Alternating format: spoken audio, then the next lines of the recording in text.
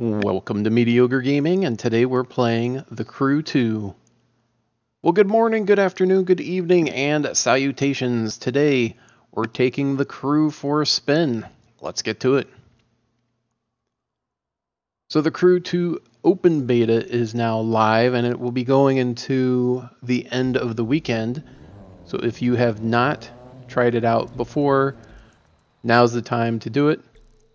This way you can see if it is worth your money when the full release comes out next week.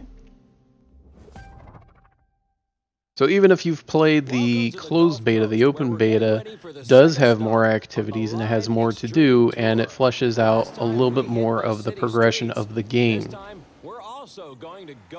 So all of the different headquarters have different types of vehicles that you can buy, and as your popularity grows, you get access to more events. So your followers, the more followers you have, the more activities that you can do, and that is kind of how everything unlocks. So once you unlock the headquarters, you get access to the first tier of events. Once your popularity gets up high enough, then you can go into the second tier event, and so on and so forth, and you get to the icon level, and then you use icon points to unlock rewards and goodies from the menu. Now, in addition, the higher tier events are also more difficult. They're more challenging than the lower tier ones. Not to say that there aren't street races that are not difficult, because there are. But as a general rule, the higher the tier, the more difficult in general those events are going to be. Now there's going to be a variation of difficulty depending on the race, and the AI appears to be more aggressive in the open beta than in the closed beta. So keep that in mind. Now when you run a race, if you're able to complete the objective, whatever it happens to be, either get a certain number of points, or finish within a certain amount of time, or get in the top 3, or finish first place, or whatever it happens to be, then you get rewards of some type. Either you get a vehicle unlock, you get some loot drops, so you get some perf parts that will upgrade your vehicle and get it closer to that maximum number for that category. So each category, whether it's street race, touring, jet sprint, aerobatics, powerboat, monster truck, motocross, etc., they all have a maximum performance level. So you want to get your vehicle up to that level. In order to do that, you have to run these events and upgrade your parts. The number and types of parts that you get are going to be random. You may only get 2 performance parts, you may get 3 performance parts, you may get all greens, you may get a blue, you may get all blues, you might get a purple, or any combination. Now on the normal setting, the races are more likely to give greens and blues. On the hard setting, you have a higher chance of getting the better parts, or the purple parts. Now the developers have outlined that in September they will be unveiling a 4th tier of performance parts,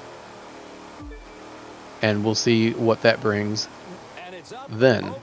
So even though you have access to a lot of game content right now, you're going to have a whole lot more when the game releases, and then again every 3 months you're going to have new types of events. In September they are talking about hovercraft, and then you have the Gator Rush, and then you're going to have a new tier 3 months from then. You're going to have some sort of PvP, you know, like a demolition derby or something to that effect,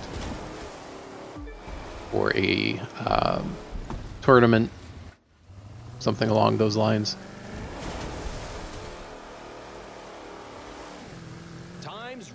Additionally, every month there are going to be new vehicles released.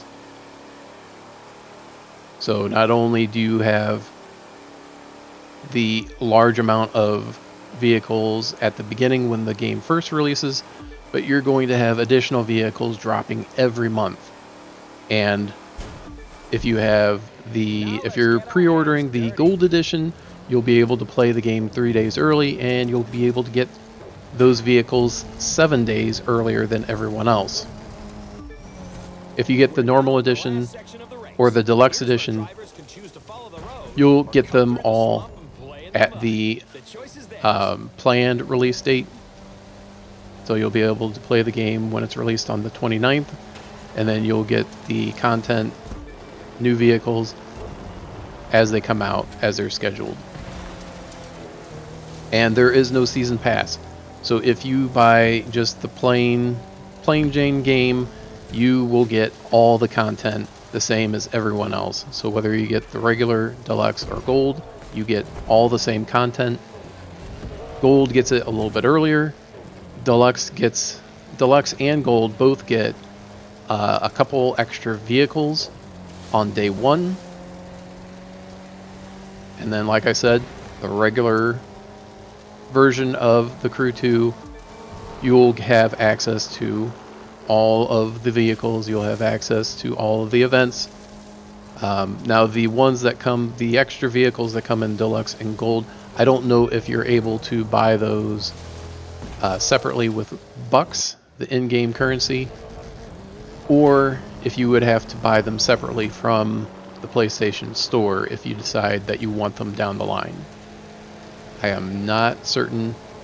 Now, playing this game is a lot of fun. If you play with other players, this is where I think this game it really shines, because you have this you know, social interaction between the different drivers, and you can, you know, obviously if it's friends that you know, you're going to have a lot more fun than if it's random people, although you can still have a lot of fun with random people. All you have to do is invite them to your crew, and then if you are the crew leader, you can start a race, and then the invitation for that race will be sent to your crew members, and they will have the ability to accept or decline. So if they are doing something in free roam, or they prefer to sit one out, or they're in their home base, and if they are designing a skin for one or more of their vehicles, they can do that, and they will still remain on the crew, whereas everyone else that has accepted, they will go through the race together. Now, if there is an issue with one of the players during a race where they lose their internet, they disconnect, or you have someone that rage quits, whatever the case may be, the game is designed to continue on without them. So if someone disconnects, they do have a chance to reconnect to the game. The game will give them an opportunity to get back into it.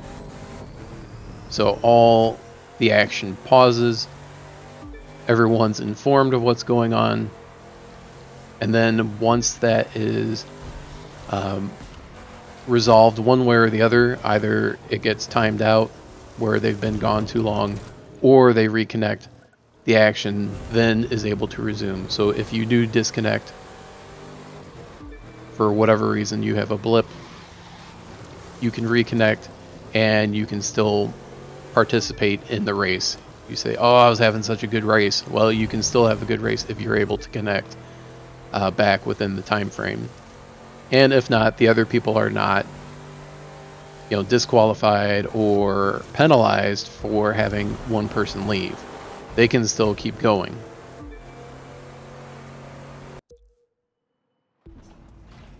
So the new tier events that are available in the open beta that were not available in the closed beta are drifting, motocross, jet sprint, and touring.